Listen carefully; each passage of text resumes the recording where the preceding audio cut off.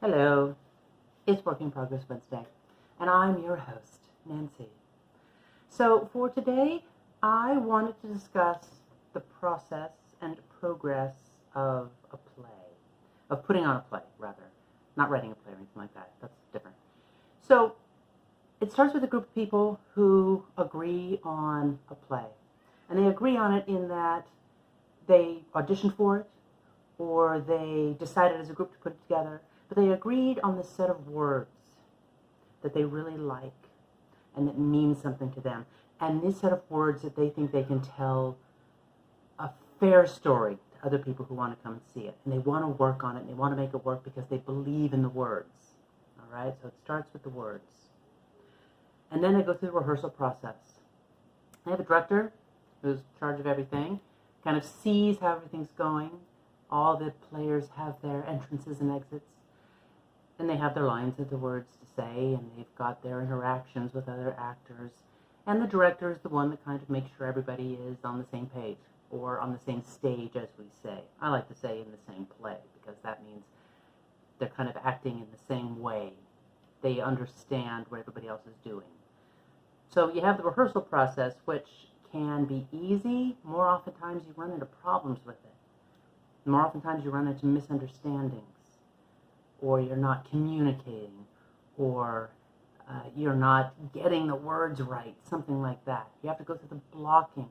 You have to put everybody in place and see where everybody fits. And the director's there to make sure it's a pretty picture. The director's there to make sure that everybody comes in at the right time and leaves at the right time and talks at the right time, and that nobody's talking over each other. It is the director, but I think more importantly, the actor's job to know how to communicate with everybody else on stage those words that everybody so believed in. And it's not only their job to communicate with everybody else, but also to listen to everybody else.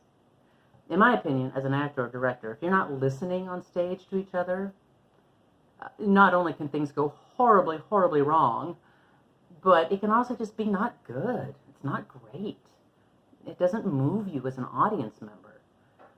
And I can tell you as an actor, when you're in it, and you are listening to each other, and you're communicating, and you're hearing what the other person is saying, it's magical.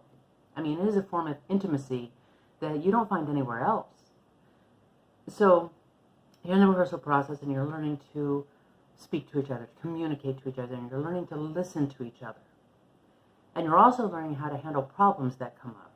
Maybe you really had in mind this great big set with these 5 stories and these 12 doors to come in and 14 layers up, and you just don't have that. What you've got is a box with 2 entrances, So you run into problems, and so you make it work. You maybe change the words if you have to. Maybe they can't come down from a balcony. So you change the words to fit as you progress in this play. And that makes it even better. Even in through the rehearsal process, and even once you get the play up on its feet, you're going to run into problems.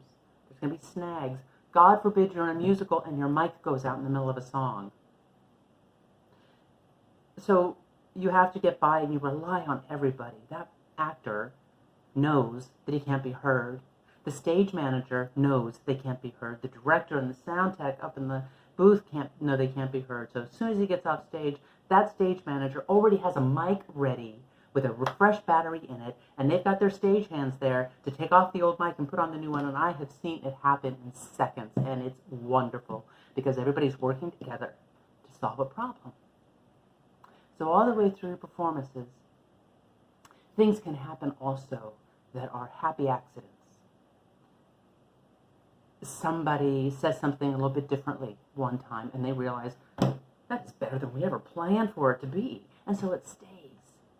And those happy accidents are also something to live for. Something else I kind of like, and this is just me, is when something goes wrong, somebody misses an entrance, or if something falls off the set. See, anybody can have a perfect performance, and it's great, it's good. But to have a performance where something goes wrong and you fix it is miraculous. And it is the story to be told backstage and for years to come. So you run into bumps along the way, as in any good production. And if you've got the words that you first believed in, and you've got the people around you who you know will be there for you, then you can fix any problem that comes up. Because you've had that ensemble experience already. You've been working together. I know that I still discover things on the last night of a show. You know, just wonderful moments that I had never experienced before because something was a little different or something was a little off. Or somebody said something in a little different way than usual, and I heard it in a different way.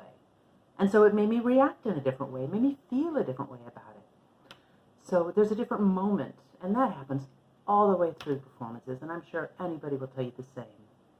And that's what's so wonderful about theater. Film and TV are great, and they are a different beast. They're a different muscle to flex. They're different skills to work on, and they need to be worked on, don't get me wrong.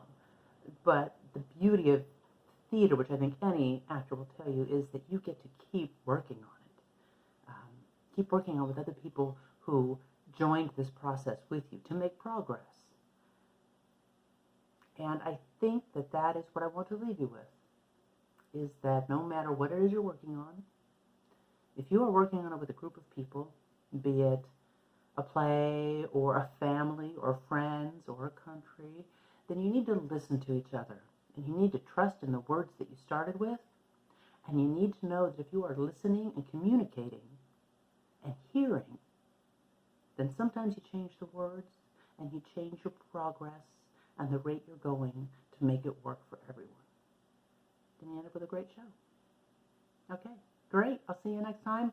Take care of yourself and take care of each other. Bye-bye.